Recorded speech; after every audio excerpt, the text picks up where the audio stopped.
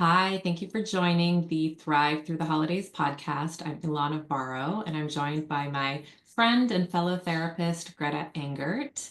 And we're going to be chatting about basically how to not let the holiday stress take over your entire life, especially when it comes to body image and disordered eating, and how to not let that all turn inward. But before we go there, Greta, if you can give us a little intro of yourself and your practice. Sure. Thank you so much for having me. I love chatting with you always. I have a private practice in Beverly Hills. I've been in practice for over 20 years, and I specialize in eating disorders, trauma, and helping people navigate life without having to use food, their body image to sort of resort to for negative coping skills. Yes, yes, yes, yes. And I know that the holidays bring up all those things, the trauma, the family dynamics, the hatred of body and blaming of the body, and all of that. What are some triggers that you've seen through your years of practice that are things for people to look out for, especially during the holiday season? Sure. So sometimes people really interact with their families and spend a lot of time with their nuclear families, sometimes just once a year. And it's usually around Christmas, New Year's holiday time. So for a lot of people, just going back to their childhood home and maybe even sleeping in their old bedroom and eating at the kitchen table where they used to eat, and just sort of physically being in the space where you may have experienced conflict, tension, trauma in your youth is very, very activating for people. And no matter how much therapy or processing or healing people have done, we can't help, therapists included, by being activated by the familiar sights and smells and sounds of our childhood home. It happens to everybody. And the more that we can set boundaries and sort of have clear expectations and prepare ourselves for what might come up, any emotional minefields that they may step on, the easier it tends to be. So taking breaks, you don't have to be in the home and do every single activity 24/7. You can go for a walk and put in your AirPods and listen to some music, go get a coffee or a tea. You can make plans with friends who live in your hometown. There are lots of things you can do to just unplug and then reconnect with your family when you're ready. Yeah, I love that. And that brings up, I think, my follow-up question of how to break patterns of people pleasing, because that's literally a conversation I'm having with all my clients is they go back into their childhood home or the family dynamic, and they're so used to making sure everyone else is okay, swallowing their own needs, not wanting to come across as a burden or needy, or there's so much fear around speaking up for yourself. What are some tips that you have in being able to set those boundaries when that fear of people pleasing is really loud? Yes, especially if that was sort of the role that you always had as a child, as an adolescent, or a young adult, and that's how you're always expected to be. And I like to tell people that no is a complete sentence. Yeah. Do you want to help me, make the dinner? No, thank you. No, thank you. Do you want to come with us to the movies? No, thank you. It really is okay to just say no. And sometimes the hardest part is starting. Just like with any sort of change, when you're changing a habit, changing a cycle, trying to create a new system, it's that starting that is really, really hard. And boundaries are incredible. A lot of people are scared to set boundaries. Especially if you have a people pleasing, dominant side of your personality, people will think that it's very selfish or mean to set a boundary. And that's really not true. And it's important to start to change that narrative within your own mind that it is self-care. A boundary is meant to provide a sense of safety for you. And people really do sort of fall in line because they have no choice. If Yeah. you say, no, I'm not coming to the activity, I'm not joining in this, you know, I may even need to leave early, whatever it is that you need to say and do to take care of yourself, there's no other option if you just say no and then do it. So just starting, I think, is really the most important part. And you can be scared, you can be anxious, you can have a lot of trepidation, but it's okay. You can feel the fear and do it anyway, which is how most change happens. Yeah. And you'll be amazed at how effective it actually is. Even the smallest boundary, it really does work, and it makes you feel good. It really makes you feel like you have done something good for yourself. Yeah.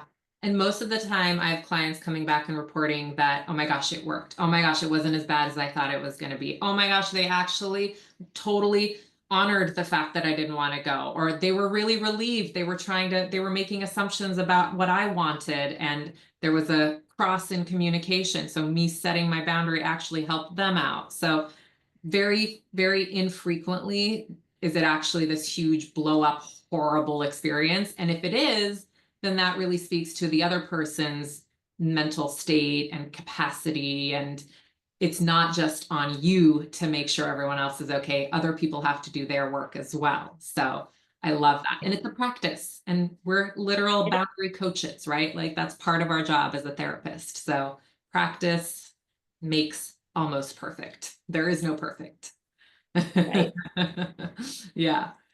As far as food, there's so much talk and pressure and just, emphasis on food and how much you're eating and what you're eating and pressure of showing love with food and offense if you don't participate.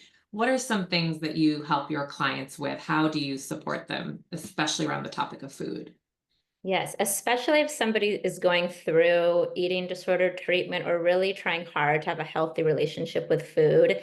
People in our society love to comment on what other people are eating. They feel very comfortable doing that, and they pass judgment on it and really say things that are unnecessary and not helpful at all.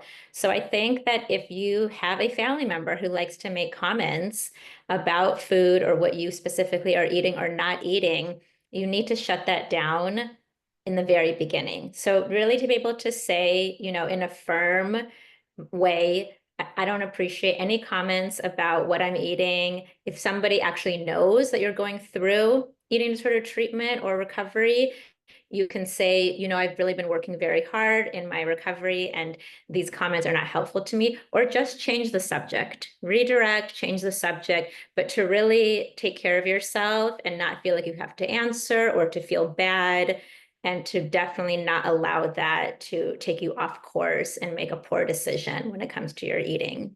Yeah. So once again, speaking up and setting a boundary is a piece of that puzzle. No one's going to know what you're going through or how it's impacting you until you say something. Yes. And I just want to acknowledge that, one of the reasons why eating disorder recovery is so hard during the holidays is because there really is a lot of food and a lot of emphasis on eating. It's cold outside, you're spending a lot of time indoors, you're just kind of going from one meal to the next and snacking in between. And there's so much food in the home. You're spending a lot of time sitting at the table, just surrounded by more food than you would normally have for a typical Tuesday night dinner in your own life. And that gets very overwhelming for people. I've had a lot of clients who they can't sit at the table after they finish eating and have all the food still remain there. They need to leave the table, and that's fine. You can leave the table and go on over to the couch or out, in the patio, wherever you want. So whatever you need to do to take care of yourself is okay. And to really just not try to not have a feast or famine kind of mentality. We just had Thanksgiving where people tend to undereat all day and then overeat the Thanksgiving meal. And I really try to get my clients to view, Christmas dinner, Christmas Eve dinner, Hanukkah nights as it's just a regular dinner. It just has different foods than you normally eat. So for Hanukkah, you would have these latkes with applesauce or sour cream. For Thanksgiving, you might have for Christmas, you might have a ham. And it's just different foods than you normally eat, but it does not have to be an overeating experience at all. You should still eat your normal breakfast, your normal lunch, your normal snack, and your normal dinner. Yeah. And you can always have more the next day. Leftovers are great, but to really try to not have it interrupt your normal consistent eating, which our bodies like. Our bodies don't like, these extremes.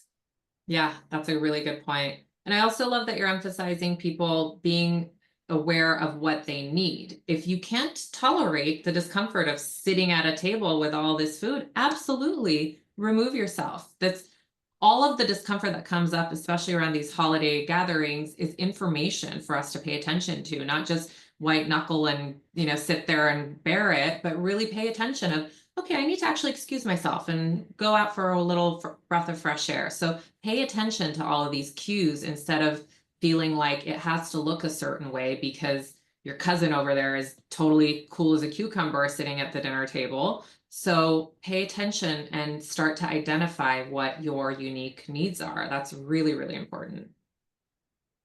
Mhm. As far as encouragement, do you see a trend in what people are needing in the form of encouragement around these scenarios?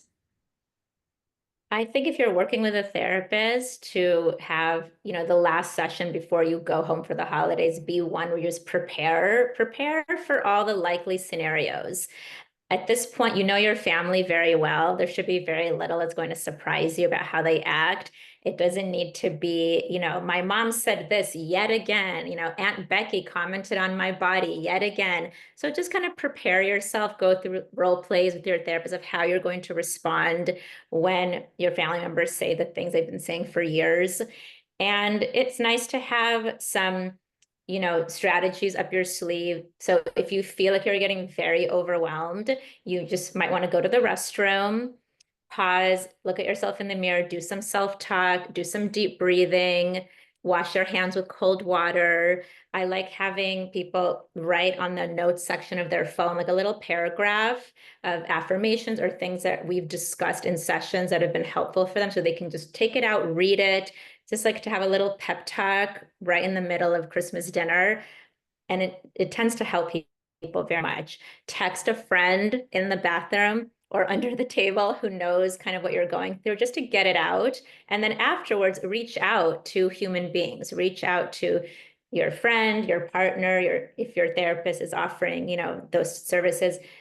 You can send an email to a therapist. They might not respond until, they're back in the office, but just to get it out is very important. Yeah, absolutely. Acknowledging what's happening for you, putting words to it instead of, once again, like sitting there and holding it all in. And I love that you mentioned kind of some of those coping skills too, the cold water on your hands, on your face, just the change of temperatures, breathing, all the self-regulation skills that we like to teach. And it's a practice. So it's Yeah, work. it's different for everybody. Yes. So sometimes it takes some trial and error to find what works for you. Yeah.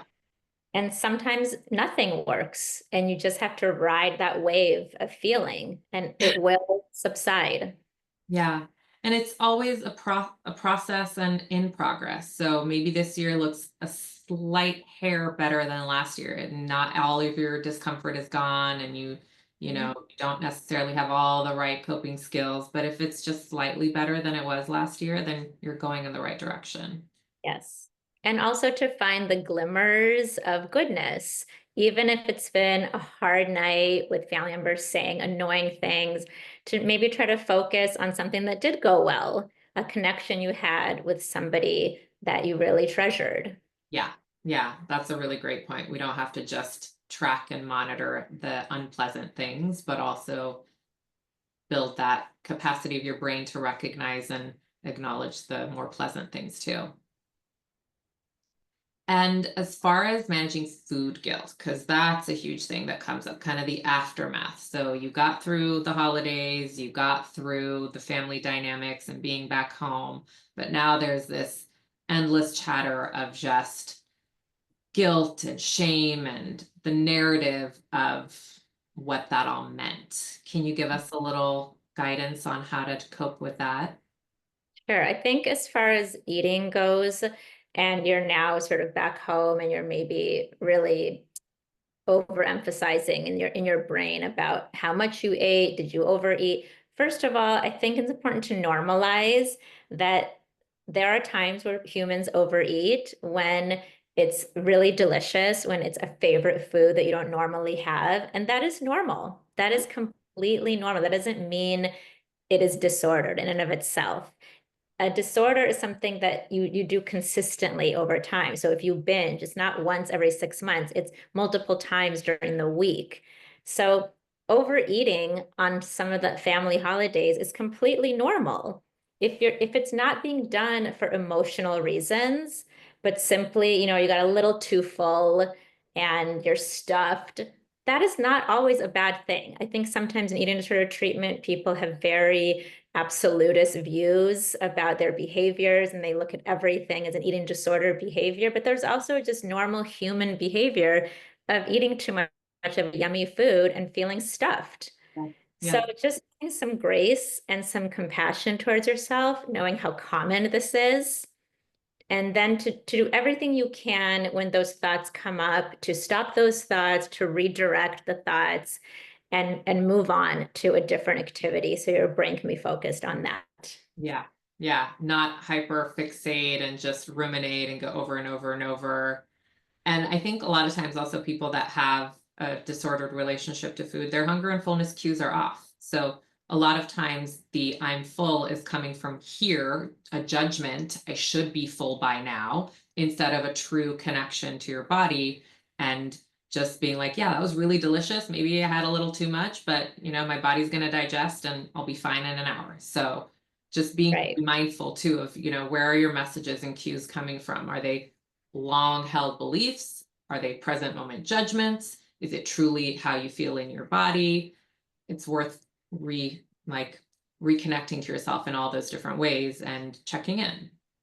Yes. And when you're sitting at the table and it's a buffet style where there's just like platters and platters of heaping amounts of food, and people get very overwhelmed about how to even make their plate. And there's no perfect plate. You really Yeah. just do your best. There might be a night where you're just really wanting a lot of sweet potatoes, and that's all you have is just a Yeah. big mound of sweet potatoes on your plate. And somebody might comment about how weird that is, but that's okay. You do you Yeah. and enjoy your sweet potatoes. So to do your best to take some of what you like, knowing that if you want more, it is okay to get more. It is okay to leave food on your plate. And it is definitely important to reach out for support afterwards if you think you might do a behavior that you know is not wise for you. But Yeah. just again, this concept of there's no perfect plate, you do your best, and then you move on to the next meal and the next day, you get to start over. Yeah, definitely. It's a continual practice and relationship that you're building with yourself. Yes. Do you have any favorite holiday skills or things that you kind of just like remind clients of, like especially during the season, this is something that you love to practice? I mean, I really think it's important to take time off during the holidays. I don't know if that's what you meant, but Oh, just doing things you don't normally do. So maybe going out to the movies and seeing multiple movies, over the course of Christmas or New Year's week. Spending time outdoors. You can bundle up in your winter coat and just go out to the beach. We're so lucky in California, we can do that here. And maybe just taking time to honor it's the end of the year. We've really done so much this year. It's been a really exhausting year for a lot of people, just with everything going on in our world. And just to really take that time to nap, sleep in, cook your favorite meals or bake your favorite cookies and to make it feel a little bit special. yeah, yeah. And I love that. And also making sure you're doing all that intentionally and that it's exactly what you're feeling like you're wanting and needing. I think so many people, they're like, I did nothing this weekend. And some people love that. Some people hate that and judge that. So really just pay attention to what you're needing and give yourself full permission to do that right now and make it an intentional, I am doing this, instead of kind of like constantly wavering in your head and then judging or, beating yourself up. Make the decision, follow through, and try to give yourself permission to just unwind and slow down during this last little closure of the year. Yes. And if you're a person who is an extrovert who loves going to all the holiday parties and wants to, stay up till 3 o'clock in the morning on New Year's Eve, great. And Yeah. if you have already picked out what sweatpants you'll be wearing on New Year's Eve and are in bed by 9:30, I, great. It's I all love, okay. yes. And you just honor what feels right to you. Yes, I love that. Yes, that's been my favorite thing of like, I've already picked out my holiday pajamas to wear on New Year's. Or you can buy yourself a new pair of really cozy cashmere blend pajamas and enjoy your night. Sounds like a dream. Mhm. East Coast New Year in bed by 11. That's just my personal preference, but you do you. Awesome. Well, thank you so much. You've shared such great wisdom and insight, and I really hope that this can help people that are challenging, just challenged through this time and really feeling the stress and the pressure. So thank you for sharing your expertise, and I hope someone will hear this and take away some skills and just make that little incremental. This year was a slightly better because I tried something different. Yes, thank you so much for having me. It was great to be with you. Thank you. Have a great holiday. Take care.